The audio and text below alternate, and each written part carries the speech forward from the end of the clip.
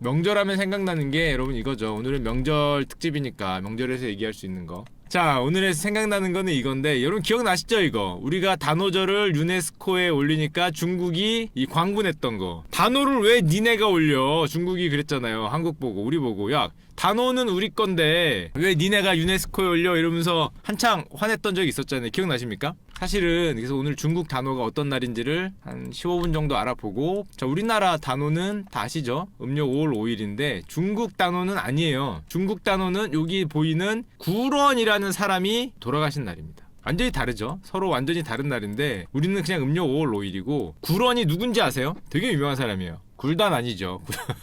야, 굴단 아니에요. 중국 단오가 구런이 사망하신 날이다라는 거. 자, 구런이 왜 사망했는지를 한 10분에 걸쳐서 봅시다. 자, 구런이 언제 사람이냐면은 진짜 옛날 사람이에요. 우리 춘추 전국시대 할 때 여기 전국시대에 있는 초나라에 있던 사람인데 초나라 구런입니다. 굉장히 옛날, 진시황보다 앞세대예요. 역사 얘기는 길게 할 필요 없고 잠깐 보시면은 이렇게 돼 있었죠. 진나라하고 뭐 전국 칠홍에서 있었잖아요. 교과서 기억나시죠? 이때 당시에 제일 셌던 나라가 여기죠. 결국 이 나라가 통일하잖아요. 요 진나라가 결국에는 이걸 싹 해서 중국을 통일하는데 진나라가 너무 세졌잖아. 진나라가 너무 세지니까 다른 나라들이 벌벌벌벌 떱니다. 여기에서부터 우리 중국의 단오 구런의 사망 얘기가 나오는데 왜 나왔냐? 요 진나라가 너무 셌었던 데는 사실은 얘기를 하기 전에 이유가 하나 있죠. 요거 하나 보고 봅시다. 유명한 관.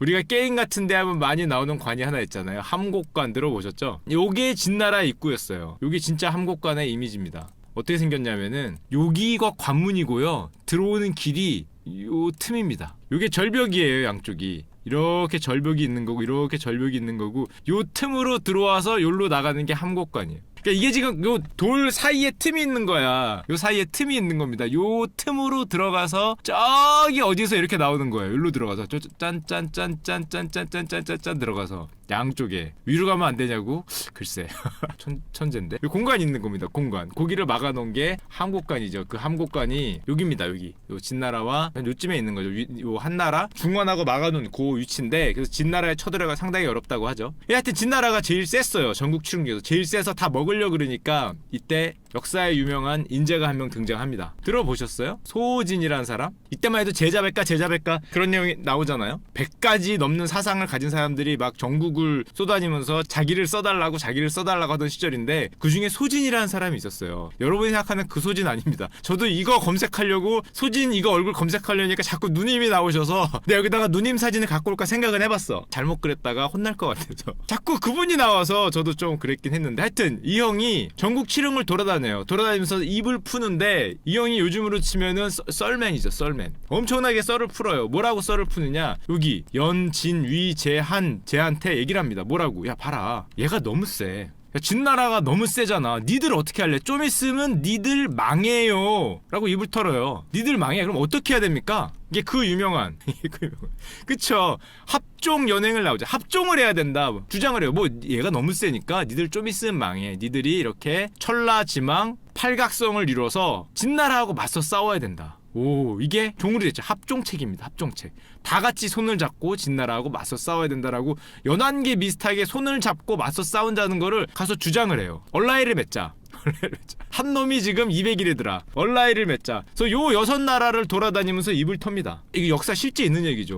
이 소진이란 사람이 어떻게 되냐면은 요 6개국의 재상이 돼요. 그러면서 이걸 실제로 엮는데 성공을 해. 이거만으로. 이게 합종책이죠. 그래서 진나라가 얘들을 낼름낼름 먹으려다가 먹으려고 보니까 실제로 연합을 했어. 그러니까 못 쳐들어가요. 합종책에 막혔어. 소진이 얼마나 믿겠니? 막혀서 진나라가 나머지 나라들을 낼름낼름 못 먹으니까 그 얘기를 하기 전에 우리 소진이 입 턴 거 한번 보여줄까요? 어떻게 입을 털면 되냐? 예를 들면 저 한왕한테 가서 입을 텁니다. 뭐라고 입을 터냐? 야, 진이 너무 세야. 니네 안 될 거야. 니네 안 되니까 뭉쳐야 돼 하면서 입을 터는데 이렇게 텁니다. 유명하죠? 왕한테 야, 너가 보니까 닭대가리가 되는 게 낫지 않겠냐. 속꼬리는 되지 말라는 말이 있다. 너 진나라한테 가면은 속꼬리지만 우리 연합 합종책에 있으면은 닭대가리입니다라고 왕한테 얘기를 해요. 그래서 너는 속꼬리 하면 안 된다. 유명한 얘기죠. 속꼬리 닭대가리 얘기가 여기서 나와요. 그래서 진짜 한왕이 이걸 듣다가 아 잠깐만 내가 속꼬리인가 저기 가면은 닭대가리가 낫지 해서 결정을 합니다. 과인이 죽는 한이 있더라도 진나라는 성지 않겠다. 속꼬리는 안 되겠다. 닭대가리가 될 테니 선생께서 가르침으로 해주기 바란다. 요런 말로 입을 털어서 이 나라의 최상이 됩니다. 그러면서 합종책이 성공이 하는데 진나라가 보니까 6나라가 힘을 합치고 있거든. 아 그래서 못 치잖아. 치면은 연합국이 오니까 못 치고 있으니까 요 소진이 죽을 때쯤에서 저 소진의 동문수학한 사람이라 그러죠.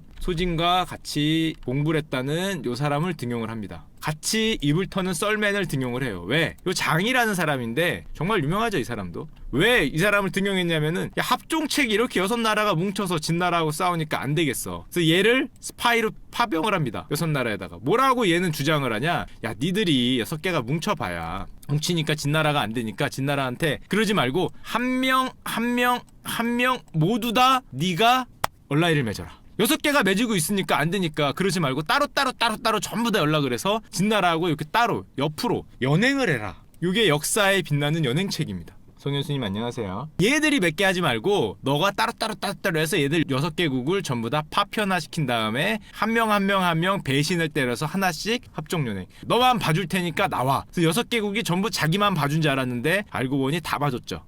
이런 놀라운 전략으로 합종을 연행으로 깨버립니다. 이게 이간질하는 거지. 너만 봐줄 테니까 너만 나랑 몰래 이거 맺자. 6개가 다 이러니까 다 자기만 한 줄 알고 따로 다 나와요. 그래갖고 박살이 나죠. 결론적으로 역사에 보면은 진나라가 나머지 6개국을 싹 밀어버리고 진이 결국엔 통일을 하잖아요. 그때 나온 사람이 요 구런입니다. 구런이 누구냐? 장이가 입을 털면서 연행책을 하자. 요 6나라한테 모두 다 요렇게 우리 몰래 친구해서 서로 손잡지 않을래 하고 장이가 입을 털고 다니니까 초나라의 재상이 오늘의 주인공인 요 정말 순진하게 생긴 아저씨시죠. 아, 이 아저씨 얼굴만 봐도 정말 순박하게 생겼잖아요. 순박하게 생긴 구런 형님이 여기서 재상을 하고 있었는데 저 장이가 와서 입을 털면서 뭐 연행책 하면서 우리하고 손잡고 하지 않을래? 손잡고 제 나라를 치지 않을래? 뭐 이런 얘기를 하니까 옆에서 왕한테 간언을 합니다. 아, 안 된다고. 저놈을 어떻게 해야 된다? 당장 삶아 죽여야 된다.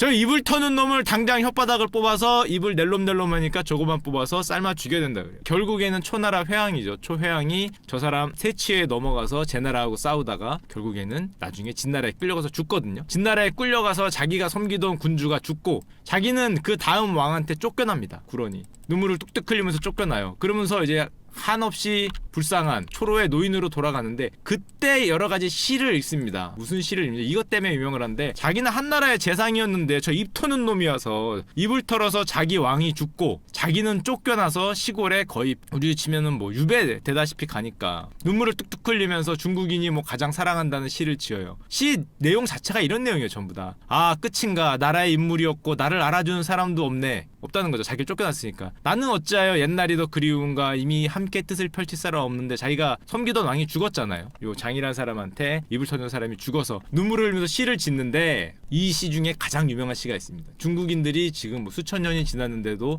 저 구런이라는 아저씨가 죽은 다음에 수천 년이 지난 다음에 그걸 단오라는 날로 기념하는 이유가 이거예요. 어부사라는 시가 있습니다. 중국 역대 최고의 시 중 하나를 꼽히고 중국인들이 누구나 다 우리로 치면 뭐 나보기가 역겨워 가실 때에는 아는 것처럼 첫 문장을 다 안다고 하는 시인데 그 내용 그 시를 잠깐 보면은 이 아저씨가 죽기 직전에 사실상 절명가입니다. 유언가 비슷한 거예요. 보면은 쫓겨났어요. 내가 쫓겨나서 강가 늪지에서 놀고 있는데 시를 막 읽고 있는데 이미 엄청 늙었잖아. 초라하게 그지없고 슬프고 헬쓱하고 있는데 어부가 다가와서 물어봅니다. 구런한테 당신 지금 거기서 뭐하고 있습니까? 옛날 재상하던 아저씨인데 뭐하고 있습니까? 그랬더니 구런이 얘기해요. 유명한 구절이에요. 모든 세상이 흐린데 나 홀로 맑다. 모든 사람이 취해 있는데 나 혼자 깨어 있다. 그 결과 나는 쫓겨났다. 이 되게 유명한 구절이에요. 중국에서 모든 세상이 흐린데 나 홀로 맑고 모든 사람이 취인데 나 홀로 깨어 있어서 그래서 내가 요 모양 요 꼴이 됐다. 요걸 시를 읊어요. 그러니까 어부가 이 구절이 또 유명합니다. 그 어부가 아예 굴단이 아니라 구런형을 쫙 보고 있다가 한마디 해요. 아니 이게 몇천 년 전 시야. 진시황 이전 시니까 거의 뭐 몇천 년 전이죠. 세상 사람이 흐리다면은 그 흙탕물 속에서 파도를 이루면서 같이 있으면 되지 않겠냐. 세상 사람들이 모두 취해 있으면 그 술을 같이 마시고 그냥 같이 취하면 되는 거 아니냐. 이렇게 얘기를 해요. 아니 같이 어울리지. 네가 뭐라고 거기서 고고하게 그러고 있다가 그 모양 그 꼴이 되느냐. 이렇게 비꼬입니다. 이 어부가 세상 보고 지금 가뜩이나 기분 나빠 있는데, 그러니까 구런이 한마디 합니다. 그 어부를 노려보면서, 아니 너는 그렇게 살지만은 내 청결한 몸에 더러운 옷을 입을 바에야 차라리 이 몸을 던져 강에 물고기 밥이 되겠다. 어디서 많이 나온 거죠. 실제로 이렇게 하고 이제 나중에 강에 뛰어드는데, 이 시에서 제가 보기에 가장 유명한 부분은 구런이 마지막에 차라리 그렇게 너희들하고 타협할 바에